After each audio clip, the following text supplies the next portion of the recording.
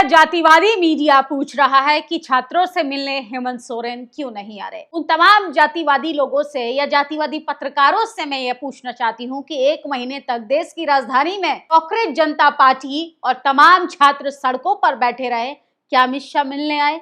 क्या गृह मंत्री मिलने आए? यहाँ तक कि शिक्षा मंत्री मिलने आए? नहीं आए। लेकिन जहां पर एसटी एससी ओबीसी की सरकारें होंगी, टीवी अखबार में बैठे जातिवादी पत्रकार, भले ही वो यूट्यूबर हो, वो उनका जातिवाद खुलकर सामने आने लगता है। सोचिए, तस्वीर देखिए। इस तस्वीर में नेहा बोरा है, कैसे उनके मुंह पर स्याही फेंकी गई। ये स्याही सिर्फ नेहा बोरा पर नहीं फेंकी गई, ये स्याही लोकतंत्र पर फेंकने की कोशिश की गई है, संविधान पर प्रहार करने की कोशिश की गई है, और ये स्याही फेंकी गई है उन तमाम मनुवादी लोगों के द्वारा जो एकता समानता बर्दाश्त नहीं कर सकते हैं। सोचिए किस तरीके से शिक्षा की बात करने वाले लोग कह रहे हैं कि जंतर मंतर पर बैठे छात्र छात्र नहीं थे, वो आतंकवादी थे, दहशतगर्द थे। झारखंड में जो छात्र बैठे हैं वो छात्र हैं। सोचिए इस देश में किस तरीके से मोनोपोली काम करती है कि जातिवादी जो लोग हैं वो छात्रों को भी बांटने की कोशिश कर रहे हैं। कुछ तो जेनजी को भी बांटने की कोशिश कर रहे थे कि ये अच्छे जेनजी है और ये बेकार जेनजी है। सोचिए किस तरीके से इस देश में लगातार बांटो और मलाई खाओ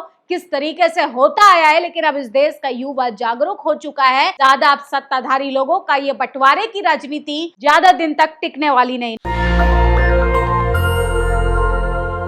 नेहा बोरा पर जिस तरीके से स्याही फेंकी गई, ये दिखाता है कि इस देश में आजादी के लगभग कितने भी साल हो जाएं, उसके बाद भी कुछ लोगों को समानता पसंद नहीं आती है। खासकर महिलाओं का आगे बढ़ना, शिक्षा की बात करना, मनु व्यवस्था को दरकिनार कर संविधान के आधार पर अपने फंडामेंटल राइट्स को मंचों से अपने अधिकारों को लेना इस देश में अभी भी कुछ लोगों को पसंद नहीं आता। इसलिए ये लोग स्याही फेंक कर अपनी कसर को पूरी करते हैं। ये वही लोग हैं जो सावित्रीबाई फुले पर गोबर फेंकते थे। ये वही लोग हैं जिनको नहीं पसंद होता है कि दलित, पिछड़ा, आदिवासी इस देश का चीफ जस्टिस भी बन जाए तो जूता फेंकेंगे, राष्ट्रपति भी बन जाए तो उनको बदनाम करने की कोशिश करेंगे। अगर कोई दलित वर्ग का कोई आंदोलन को रिप्रेजेंट भी करता है तो उसके ऊपर भी स्याही फेंकने की कोशिश करेंगे। सोचिए किस तरीके से लगातार स्याही फेंक कर अपनी कसर पूरी करते हैं। लेकिन ऐसे लोगों को कोई एक्शन नहीं होता, कोई इनके ऊपर कार्रवाई नहीं की। नेहा बोरा पर कालिक फेंकी गई, लेकिन जो उन्होंने उसके बाद कहा उसने हर किसी का दिल जीत लिया। रांची के जयपाल मुंडा स्टेडियम में प्रदर्शनकारी छात्रों से मिलने पहुंची नेहा पर भारी मात्रा में कालिक फेंकी गई। पूरा चेहरा और कपड़े सने हुए थे, लेकिन वह केवल विचलित हुई, बल्कि उसने उसी मन से बयान दिया कि जिसने हर किसी को झकझोर कर रख दिया। उसने सीधा निशाना साधा, सुनो भाजपा आरएसएस के गुंडों, तुम्हारी राजनीति की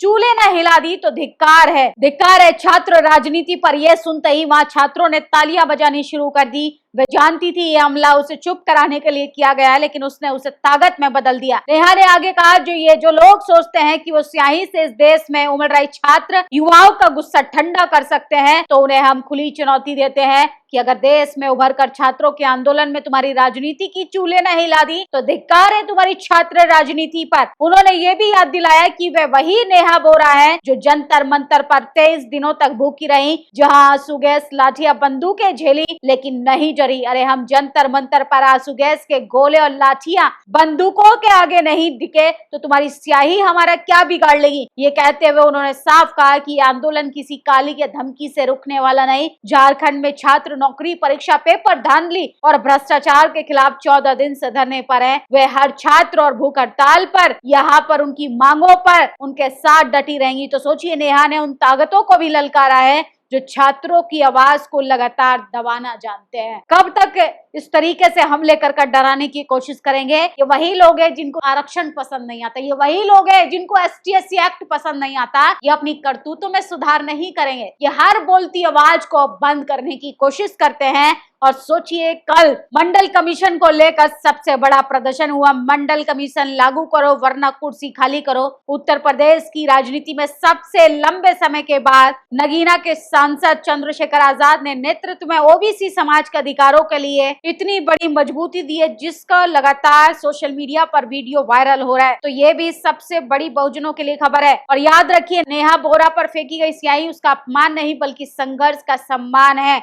लोगों को पता है कि स्याही किस जगह पर फेंकी गई। अगर आपके बोलने से, आपके शब्दों से कहीं पर बदलाव नहीं आ रहा तो आपका बोलना बेकार है। नेहा बोरा की मेहनत रंग लेकर आ रही है। सोचिए, छात्रों पर लाठी चार्ज किया गया, छात्रों पर आंसू गैस दगा गया, AK-47 दगा, पैलेट गन छोड़ा गया सिर्फ इसलिए कि छात्र अपने अधिकारों के लिए बात ना करें। और वहीं बात करें धर्म के रक्षकों की, तो सोचिए, दैनिक भास्कर के मुताबिक महामंडलेश्वर बनाने का धंधा एक्सपोज किया। जूना अखाड़ा, निर्वाणी अनी अखाड़ा और निर्मोही अखाड़ा का स्टिंग ऑपरेशन हुआ। रिपोर्टर ने खुद को अमेरिका से लौट आई IT प्रोफेशन बताया, जिसमें महामंडलेश्वर बनाने की डिमांड रखी गई और कहा कि आपको इतने पैसे देने पड़ेंगे, जमीन अखाड़े के नाम करनी पड़ेगी, उसके बाद आपको हम बड़ा दर्जा दे देंगे। तो इस देश में धर्म का भी धंधा बना दिया गया है। ये वही लोग हैं कि जहां पर आरोपी या जहां पे भी पीड़ित दलित, पिछड़ा, आदिवासी, मुसलमान होगा, वहां पर इन लोगों का धर्म जो है वो बदनाम होता है, आस्था को ठेस पहुंचती है, भावना आहत होने लगती है। लेकिन बाकी जगह ये अपनी दुकान और राजनीतिक रोटियां सेकते हैं। फर्जी मेरिट के दम पर उछलने वालों, इनसे मिलो। दलित समाज से आने वाले रवि टंपा जी हैं, जिन्होंने अपने ज्ञान और परिश्रम मेहनत से उड़ने वाली टैक्सी बना दी है। और तुमने क्या बनाया? सिर्फ पुष्पक विमान, वो भी कहानियों में। तो तमाम लोग मेरिट की दुहाई देने वाले जरा देखें कि अगर मौका मिला जाए सही तरीके से तो आपकी मेरिट को भी रौंद कर आगे बढ़ने का साहस बहुजन समाज में अभी भी मौजूद है। और शिवपुरी में बोतल से पानी पीने पर शिक्षक लोकेश शर्मा ने जातीय कुंठा में आकर शेड्यूल कास्ट समाज के बच्चे के साथ बर्बरता से पिटाई की। तस्वीरें हम नहीं दिखा सकते। इस मामले को मानव अधिकार आयोग में MP पुलिस से कार्रवाई की रिपोर्ट मांगी है।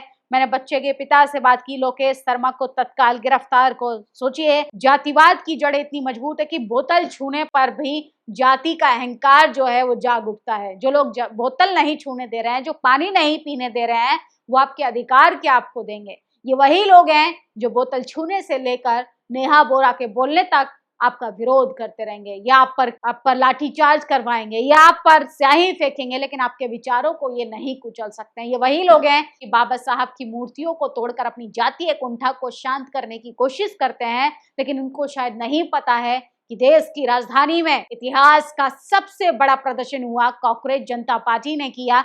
और सोचिए, उसको रिप्रेजेंट करने वाला भी एक दलित समाज से आने वाले अभिजीत दीपके ने बता दिया कि ये सदी कलम की सदी है, किताब की सदी है, शिक्षा की इस बार बात होगी, न कि धर्म की राजनीति में इस बार देश का युवा भटकने वाला है।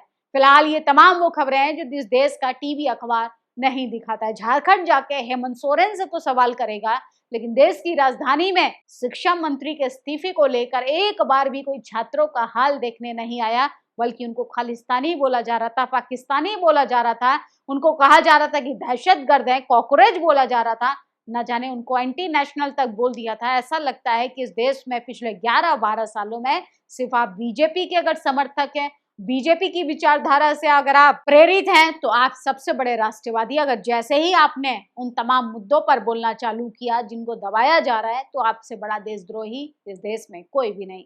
फिलहाल अपनी प्रतिक्रिया जरूर दीजिए। शुक्रिया।